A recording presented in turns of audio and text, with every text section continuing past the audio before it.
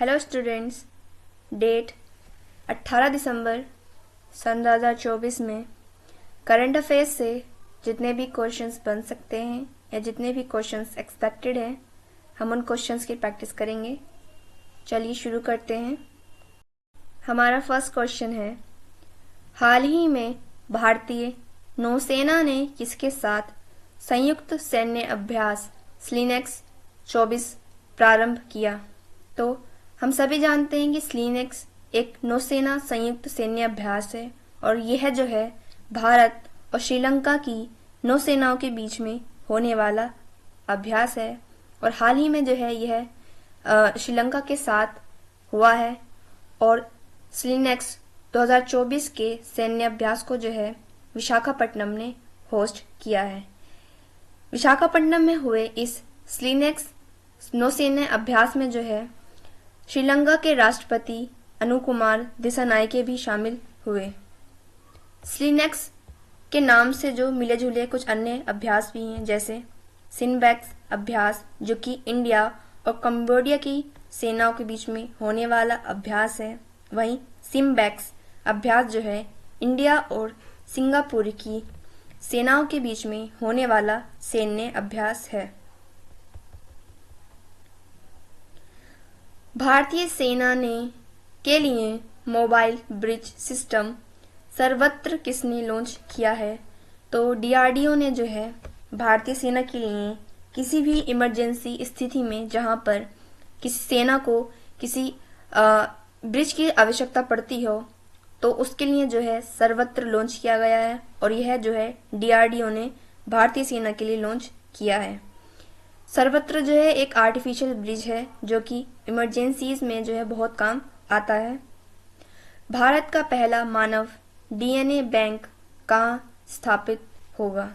तो भारत का पहला डीएनए बैंक जो है बीएचयू यानी कि बनारस हिंदू यूनिवर्सिटी में जो है स्थापित होगा। वहीं अभी हाल ही में जो है भारत का पहला मधुमेह बैंक जो है वह चेन्नई में स्थापित हुआ। 75वें गणतंत्र दिवस परेड 2024 में राज्य श्रेणी में सर्वश्रेष्ठ झांकी का पुरस्कार किसे मिला? तो उड़ीसा राज्य की झांसी को जो है सन 2024 में होने वाले 75वें गणतंत्र दिवस का जो है सबसे बेस्ट यानी कि सर्वश्रेष्ठ झांकी का पुरस्कार प्रदान किया गया। नेक्स्ट क्वेश्चन है, हाल ही में चक्रवात चिडो से तबाह हुआ मायोट द्वीप समूह कहाँ स्थित है? तो मायोट द्वीप जो है यह हिंद महासागर के एक छोटी सी द्वीप पर स्थित द्वीप है और मायोट द्वीप पर जो है फ्रांस देश का जो है अधिकार है, यानी कि फ्रांस देश जो है मायोट द्वीप पर अपने अधिकार स्थापित करता है। अभी हाल ही में जो है हिंद महासागर में चिडो नामक चक्रवात उत्पन्न हुआ और इस चिडो चक्रवात ने जो है इतनी तबाही मचाई कि हिंद महासागर में स्थित मायोट द्वीप पर कोई भी व्यक्ति जो है सुरक्षित नहीं रहा, यानी कि बहुत सारे लोगों की मृत्यु हो गई और बाकी पूरा मायोट द्वीप जो है अब वहां पे जितने भी रिजॉर्ट वगैरह थे वो कुछ नहीं बचा है। अब वहां सिर्फ मलबा ही मलबा रह गया है। मायोट द्वीप पर आया जो चक्रवात था चिडो की चाल लगभग 200 किलोमीटर प्रति घंटा थी। खेलो इंडिया यूथ गेम्स 2023 में सर्वाधिक पदक किसने जीते? तो महाराष्ट्र ने जो है खेलो इंडिया यूथ गेम्स 2023 में सर्वाधिक पदक जीते। वहीं खेलो इंडिया यूथ गेम्स 2023 को जो है तमिलनाडु ने होस्ट किया था। भारत के यूपीआई भुगतान को स्वीकार करने वाला पहला यूरोपीय देश कौन सा है? तो फ्रांस जो है जो कि यूरोप महाद्वीप में स्थित है, इसलिए फ्रांस पहला यूरोपीय देश बन चुका है जिसने भारत की यूपीआई भुगतान प्रणाली को स्वीकार किया। प्रधानमंत्री ने 27,000 करोड़ रुपए के तालावीरा थर्मल पावर प्रोजेक्ट की आधारशिला कहाँ रखी? तो ओडिशा में जो है हाल ही में हमारे देश के प्रधानमंत्री नरेंद्र मोदी ने तालाबीरा थर्मल पावर प्रोजेक्ट की आधारशिला रखी और इस प्रोजेक्ट में लगभग 27,000 करोड़ रुपए का निवेश हुआ।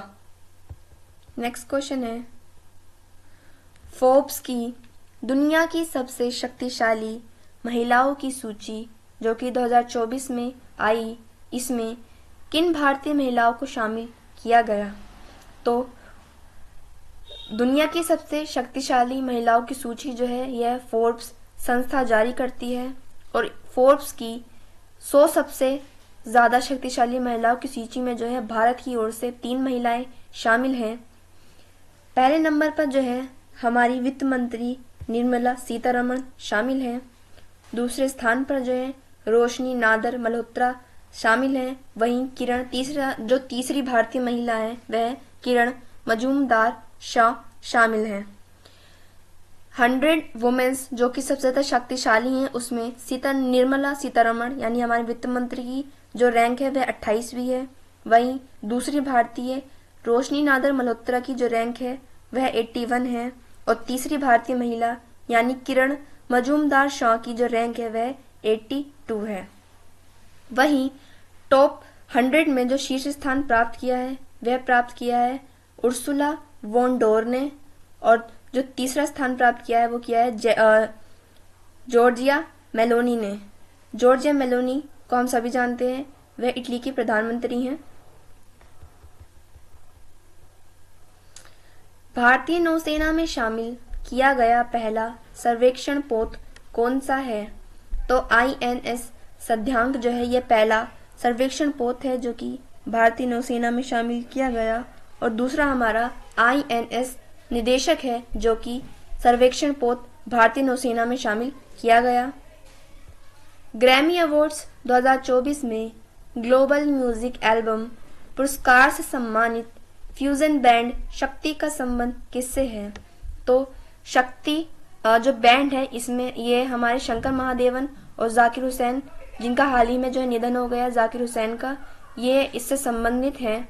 और इनका जो बैंड है शक्ति यह संगीत जगत का सबसे बड़ा पुरस्कार ग्रैमी अवार्ड्स को उन्होंने सन 2024 में के ग्लोबल म्यूजिक एल्बम के पुरस्कार को जीता।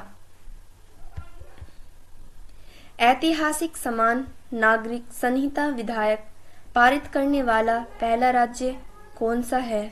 तो नियम लाने वाला पहला राज्य जो है गोवा है और वहीं इसको पारित करने वाला पहला राज्य उत्तराखंड है। नेक्स्ट क्वेश्चन है, हाल ही में व्यास सम्मान 2024 के लिए किसे चुना गया? तो व्यास सम्मान यह एक पुरस्कार है और हाल ही में जो है व्यास सम्मान के लिए जो है सूर्यबाला को चुना गया।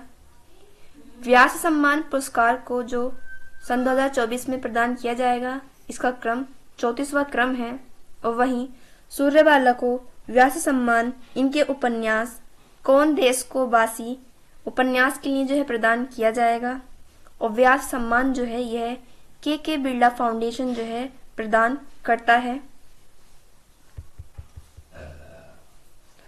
2 दिवसीय वार्षिक दोशमोचे महोत्सव कहाँ प्रारंभ हुआ? तो लद्दाख का 2 दिन का यह त्योहार है दोशमोचे महोत्सव। केंद्र सरकार ने किस भारत रत्न से सम्मानित करने की घोषणा की है? तो इस बार जो है केंद्र सरकार 5 लोगों को भारत रत्न से सम्मानित करने की घोषणा की है। पहले हैं हमारे कर्पूरी ठाकुर, दूसरे हैं हमारे MS स्वामीनाथन, तीसरे हैं हमारे लाल कृष्ण आडवाणी, चौथे हैं हमारे पूर्व प्रधानमंत्री चौधरी चरण सिंह और 5वें हैं हमारे PV नरसिम्हा राव। अंतर्राष्ट्रीय न्यायालय का नया अध्यक्ष किसे नियुक्त किया गया है? तो नवाब सलीम को जो है अंतर्राष्ट्रीय न्यायालय का नया अध्यक्ष नियुक्त किया गया है।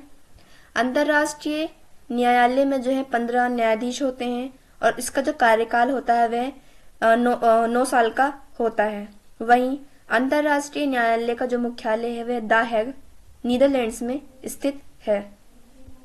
नेक्स्ट क्वेश्चन है, हाल ही में कार्बन 14 के सहयोग से दुनिया की पहली परमाणु हीरा बैटरी कहाँ विकसित की गई? तो ब्रिटेन में जो है हाल ही में विश्व की पहली परमाणु बैटरी जो है विकसित की गई।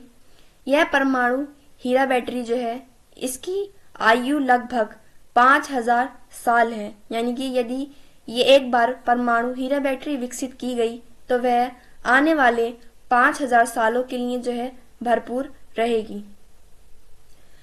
परमाणु हीरा बैटरी जो है यह इस आधार पर कार्य करती है कि जो परमाणु हीरा बैटरी के अंदर हीरे होते हैं और हीरे के अंदर जो है इलेक्ट्रॉन जो है बहुत अधिक गति के साथ जो है अदला बदली करते रहते हैं और उससे जो है ऊर्जा जो है उत्पन्न होती है। उसी ऊर्जा के उत्पन्न होने का फायदा जो है बैटरी बनाई गई है उसी ऊर्जा की वजह से। और चूंकि हीरा जो है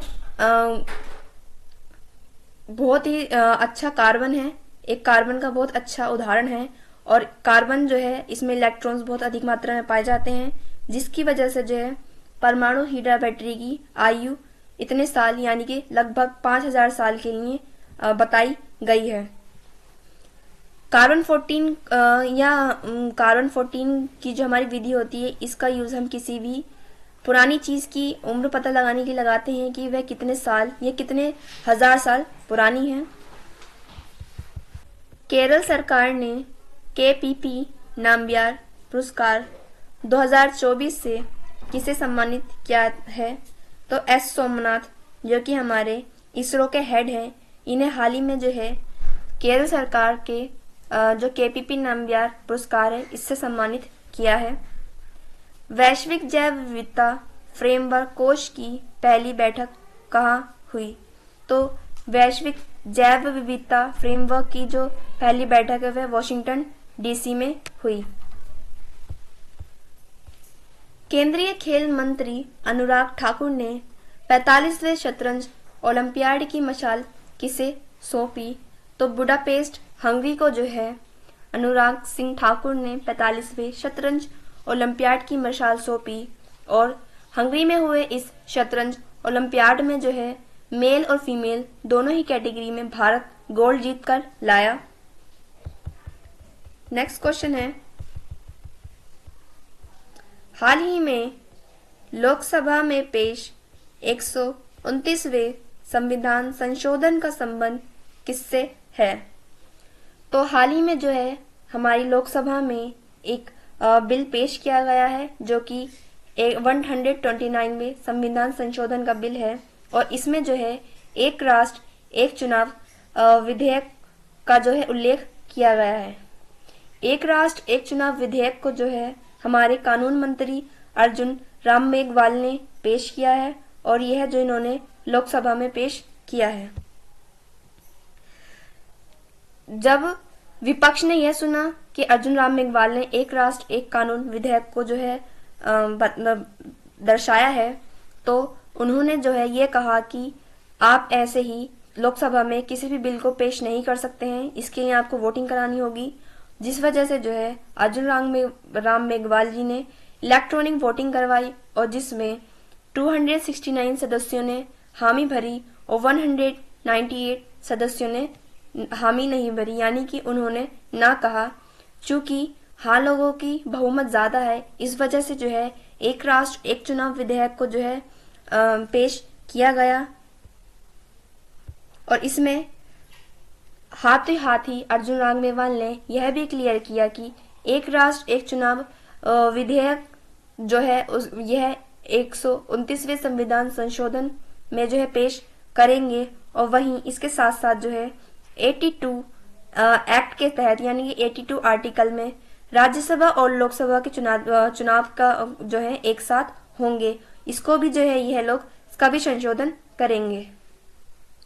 अर्जुन राम मेघवाल का जो उद्देश्य है वह यह है कि चूंकि राज्यसभा के अलग होते हैं, वहीं राज्यसभा के अलग होते हैं, लोकसभा के चुनाव अलग होते हैं, अलग अलग राज्यों के चुनाव भी अलग अलग टाइम पर होते हैं, जिस वजह से जो चुनावों में बहुत ज्यादा खर्च आता है और कार्यों में भी बहुत ज्यादा परेशानी पड़ती है।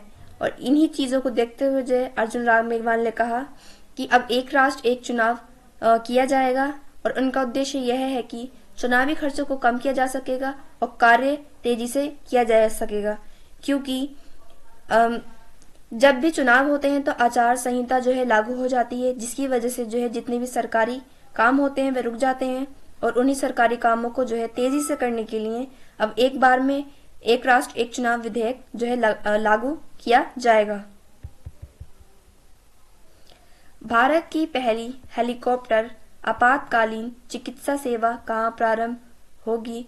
तो उत्तराखंड एम्स ऋषिकेश में जो है भारत की पहली हेलीकॉप्टर आपातकालीन चिकित्सा सेवा प्रारंभ की जाएगी।